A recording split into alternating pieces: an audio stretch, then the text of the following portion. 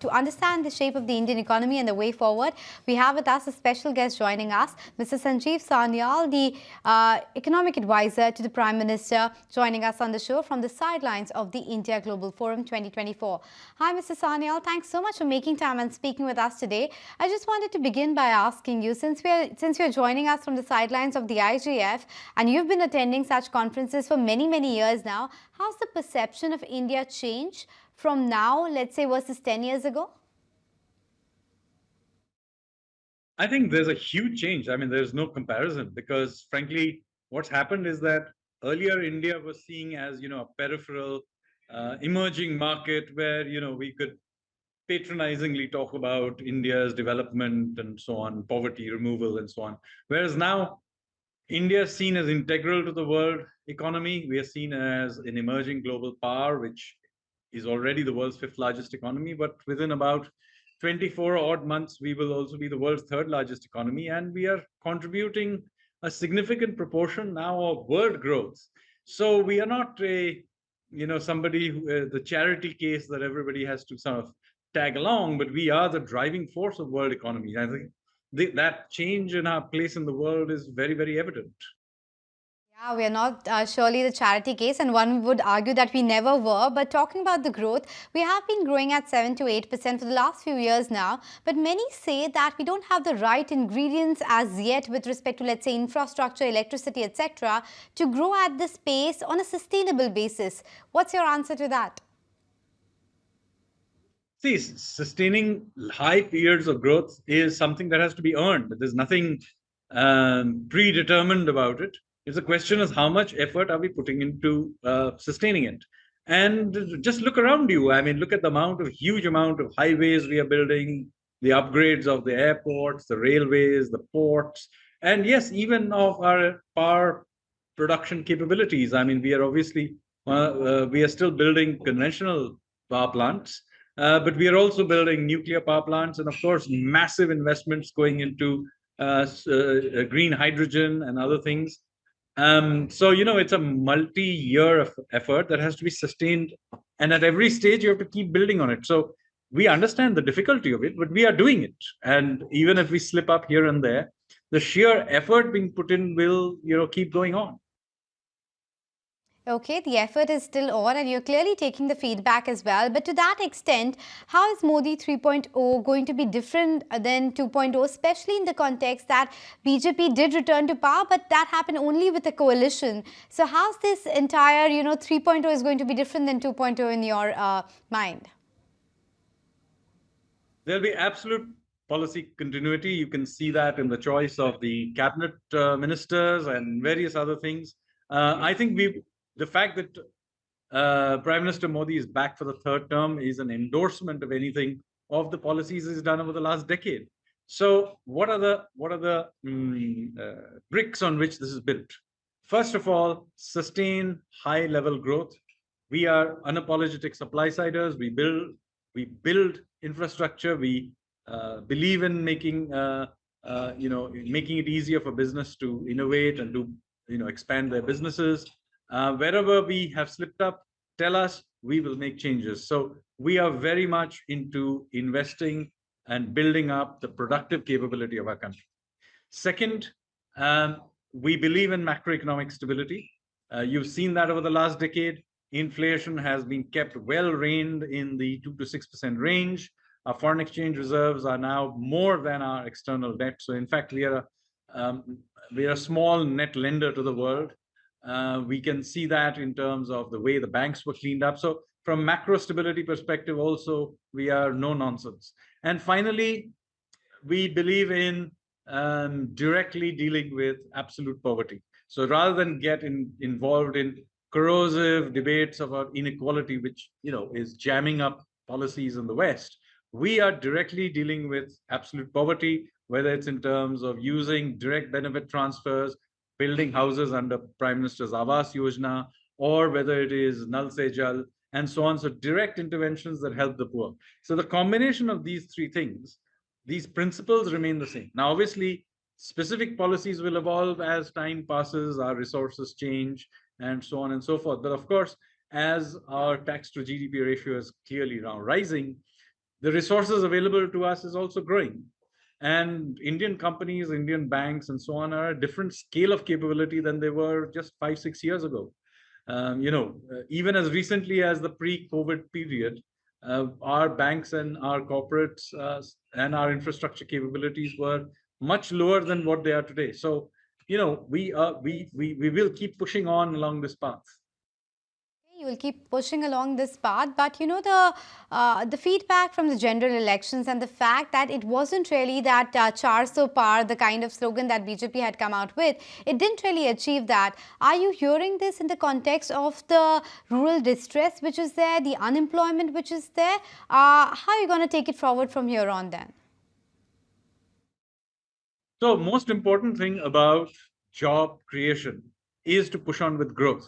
There is no such thing in the medium to long term as jobless growth. And there is no such thing as job growth without actual economic growth. So we have to push along this path. It is creating jobs. But as I keep pointing out to people, there are no such things as poor people. They are poor places. What I mean by that, if you happen to have two brothers, let's say they grow up in Muradabad. One of them stays back in Muradabad and another happens to go off to, let's say, Dubai. After 5 years, one person will be earning a lot more than the other. Why does this happen? It's because places matter, you see? So what we need to do is to get the eastern half of India to get on and grow again. And this is an absolutely important thing because this is going to be the engine of growth going forward, whether in terms of industrial growth and other things. And so the eastern half of India, this is, I think, the real gap in India is not north-south, as is made up to be by some people. It's east-west. And so investing in heavy infrastructure in the east and getting eastern India to sort of begin to be a part of the growth story is important. Now, obviously, we are seeing huge infrastructure being built out in the northeast. There are states like Odisha where infrastructure has got built much, much faster. But there are states like West Bengal and others where really we need to see that like big build out happen. Then you see then the whole engine will begin to grow in a different way. Okay, but talking about the different way, what's your view on privatization? Let's say the banking system, OMCs, etc. Do you think privatization is the way to go, or over the last 5 to 7 years, public sector entities have proven that they can do work very efficiently? So let me say that as a general principle, I am in favor of privatization. And you've seen that where the Air India and several others, we have listed LIC as well. So, a general preference for privatization is there. This is not to suggest that the public sector has no role at all. And there is, even if you want to privatize, there is very often a case of sort of cleaning the public sector up and building them up so that we can get a good price for it. So in both cases, I think investing somewhat in the public sector is important. And of course, there are areas where we want to retain a certain amount of public sector presence. For example, in banking, we have been clear that while we want more private banks, we want them to expand quickly, there is a role for public sector banks as well. And we intend to retain about 4 big public sector banks going into the future as well. Now, that doesn't mean that we don't want the private sector. We want the private sector to grow. In fact, we want it to grow faster than the public sector so that over time, more and more of the banking sector is run by private agents. We also would like, there are some public sector banks that we may want to privatize as well at some point. So, retaining certain amount of mix in certain sectors like banking, defense, etc., which we consider strategic sectors. We have said it repeatedly before. I'm not letting into some new state secret or something like that. This is our way. Now, in general, we prefer the private sector to be at the cutting edge of innovation and so on. And there are areas where, like in space, where historically it was entirely public sector. ISRO has done a great job.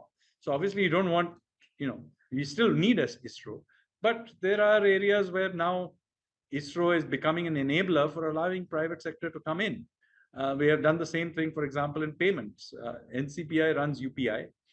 The existence of UPI has allowed many private sector companies to build on it. So there's the India stack. So there are areas where the public sector provides public goods. or provides leadership, or there is some benefit of retaining a level of mixed uh, presence where the public sector will be retained. But I keep telling you that in general, we prefer the private sector to be the driving force of the economy and provide the innovation, entrepreneurship, etc. And with the public sector and the government playing the leading role in things which can be called public goods. Sure. Mr. Sanyal, I just wanted to shift the focus away and I wanted to check, would you care to comment on the opposition allegations of the stock market manipulation per se on July 3rd and 4th? Any comment? Well, I'm not the one to respond to political agitations. If they have some proof on this, they should present it to SEBI, and I'm sure they'll examine it. I appreciate that, but I also wanted a sense from you with respect to the view on the global rating agencies and the sovereign rating of India. You have India's GDP, which has been above 7%, one of the fastest growing economies for many quarters now. The current account deficit, as I pointed out, just turned surplus. How should one deal with these global rating agencies? In the sense, should one ignore them completely and put their head down and continue working? Or what kind of position does government have with respect to that? No, I think we can't pay attention to things like sovereign ratings. They are things that do have real world implications for the way our cost of capital, etc., comes out. So we can't ignore many of these global ratings. Now, I have argued this before that while many of these rating agencies have upgraded our outlook and so on, they are well behind the curve. My own calculation suggests that on any objective criteria, India should be at least two levels above where it is on sovereign upgrades. Not just one, but two levels up from where we are currently rated. But sovereign rating agencies have been very conservative and they have been well behind the curve for some time. But eventually, I think reality will catch up with them. Okay, yes, they have been behind the curve and hopefully they'll catch up soon. But just before I let you go, if I had to put you on a spot and ask you to choose one, the next 5 years would belong to manufacturing or services, would you be able to give me a pointed answer? I think we need to push on both fronts. So in case this is derived from some of the views like Raghu and others have been arguing that we should sort of entirely tilt towards services, I'm sorry, I don't agree with that on multiple reasons. First of all, we're a large economy. We can more than sustain expansion in both services and manufacturing. And what is all this large infrastructure that we are building out? This is all beneficial to manufacturing. Why shouldn't we take advantage of it? When you're talking of China plus one, a lot of those supply chains coming out, we have got to take advantage. Where is it? It's in manufacturing, and there is no reason we can't compete at it. There are many manufacturing areas where we are world class. I mean, take for example pharmaceuticals. We are the world's pharmacy. And now we are proving to you in electronics that we can be a serious player in electronics. We have just in the last 4 years gone from being a non-player to becoming the world's second largest manufacturer of mobile smartphones. So, we can compete and we will compete. That doesn't mean every single effort will succeed, but I totally disagree with those who say that India should somehow abandon manufacturing and just go for services. So the fact is, we will do well in services, but there are many people who can't write code or do artificial intelligence and other things. We have to deploy them in other activities, and many of those things may be simple things like tightening screws and loading goods and things like that, and that is fine. That's how every society has to create a ladder where the first step has got to be somewhere in manufacturing or construction and things like that. Okay, on that constructive note, I'll let you go. That's Mr. Sanjeev Sanyal, the member of the Economic Advisory Council to the Prime Minister. Joining us now is a very special guest. You don't get to hear her very often now, and I'm talking about Ms. Kiran Majumdar-Shaw, the Executive Chairperson, Biocon and Biocon Biologics. Hi, ma'am. Thank you so much for making time and speaking with us. It's been long that we didn't get a chance to chat with you, but I wanted to begin by asking you about India, because I think that's, of course, the biggest talking point at the IGF as well. Clearly, it seems like a Goldilocks scenario for India, but the question to you is this optimism actually being shared and felt by corporate India as well? Absolutely. I think, India Inc. has been optimistic for a long time because I think a lot of geopolitics is basically playing to our favor. And I think apart from that, I believe that India provides a very strong case for providing a very robust and resilient supply chain to any strategic partnership uh, in terms of economies of scale, in terms of the tech talent that we provide for for supporting these supply chains, etc., etc. So I think this is a very unique time for India to really take advantage of all that's happening. And my constant refrain these days is to say that look, the knee-jerk reaction that the world had to COVID was to shift from globalization to localization, which I really think is a flawed idea. I think globalization really delivered affordability and access to products and services in a very efficient way because of economies of scale. Localization is going to disrupt that.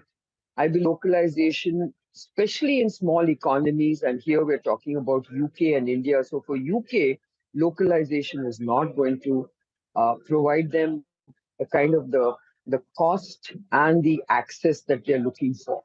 And I think that's what I think this partnership ought to be. Yes, looking forward to that partnership. But could you talk to me about the future of the Indian pharmaceutical industry? Because naysayers used to say that India doesn't do much R&D on its own. It's only a provider and replicator per se of the drugs. How do you expect the Indian pharmaceutical industry to shape up? Let's say 5 to 10 years from here on, as an important global supply chain partner. So let me put it into two buckets, okay? So the first bucket is really about generics and biosimilars. And these are absolutely essential to contain healthcare costs. I think every economy is battling with spiraling healthcare costs. And I can tell you, if there was a disruption in the generics supply chain, we would be in very serious crisis in the world when it comes to healthcare. You've seen that the US itself has, been challenged with drug shortages, largely emanating from generics. So I think this is a very important part of our, business to keep in mind. So the Indian pharmaceutical industry that has provided a very large proportion of generics to world markets is playing a phenomenal role in helping every economy contain costs. Now coming to value creation, you're right. I mean, India caters to almost 30% of the world pharmaceutical industry when it comes to volume. But when it comes to volume, it is less than 10%. It's just about 5%. So I think when you look at the value creation opportunity that India has, I think it's very exciting. Talking about the value creation opportunities, let me talk about your own company, Biocon. Talk to me about the market share gains that you're expecting with respect to your key drugs and the new launches which are lined up and you're excited about. So, to begin with, we're very excited with the way we have gained market share in recent times for our biosimilars in the US. We've always been sort of aiming for a 20% market share for our insulins globally, and it's happening. I mean, it's happened in the US even sooner than we anticipated, largely because of this huge demand for GL1s. And that's kind of created a large opportunity for us in insulins. And I think we are benefiting from that, sort of windfall. Now, when you come to the other products, our cancer antibodies, and now most recently, our own generic GLP-1s are very, very interesting in terms of value creation and opportunities, the opportunities that are being created to gain very good market share, because we find that in many of these areas, uh, the complexity of developing such products is giving us a competitive edge. But Ms. Shaw, I wanted to understand the way you are, kind of strategizing about your business right now, because you did sell out a part of the business to Eris as well. And on the biologic side of things, I wanted to understand from you what could be the next big drivers, let's say which geographies will drive the growth for you? So let me answer this in two ways. The sale of our India business to Eris was largely on account of the fact that we had a very small portfolio of specialty products. And to be successful in India, you need to be large and diversified. And we felt that we were not going to be able to really capture the kind of market share that our products deserve. And therefore, we basically sold the business to Eris, who is doing a great job of delivering on that opportunity. Because we do have very specialized products, but it required a much larger sales force to really do justice to it. Seriously. Now, coming to which are the important markets for us. Obviously, US is an important market. Many markets in Europe are proving to be very attractive markets for us. Germany, France, Scandinavia, the British, the Isles, and of course Iberia. These are very, very important, opportunities for us to drive market share, volume, growth. And then comes the rest of the world or emerging markets. And I can tell you this is a very, very exciting opportunity for us because we are seeing huge demand and huge growth for biosimilars and for specialty generics. And I'm very excited with the kind of the growth trajectory that we can pursue. And it's really about ensuring that we have the capacities in place because demand is growing. Sure. But ma'am, you managed to successfully integrate Viatris. How do you plan to scale it up? And I also wanted to understand on the balance sheet side, debt was an issue earlier. You've managed to bring it down, but would you now say it's at comfortable level? Looking at good double-digit growth for the foreseeable future. And I think when you mentioned debt, yes, we have reduced debt significantly, and we are on that path of further reduction of debt. But the debt is comfortable to service. It's really about ensuring that we gain the kind of market share for our biosimilar products around the world in terms of value maximization. Because I think we are seeing in certain molecules, there's been a kind of unexpected commodization because there were just too many players pursuing that huge opportunity like adalimumab. And of course, that created almost like a generics model where everyone kind of brought down pricing to an unexpected level. But other than that, I think we see that we have many, many other opportunities and other areas of growth and value creation in the portfolio and pipeline that we are creating and we have created. Just before I let you go, I have to ask you about the generic side of the business as well. And analysts there are concerned that the growth has been a bit slower versus their expectation, and they're only seeing a recovery in the second half of the year. Do you concur? No, I don't concur with that view because I think there's no question of recovery. I think we have been building our generics business. We are late entrance generics business. And as I mentioned, we have a specialty portfolio. And I think you have to watch this space. I think, we have a good, portfolio of generic molecules, very, differentiated. GLP-1s is going to be a huge opportunity for us going forward. We also have a very exclusive kind of portfolio of, immunosuppressants and anti-infectives, which are going to be quite key to our growth. And I think as you watch our generic performance, you will see that there's going to be good growth going forward.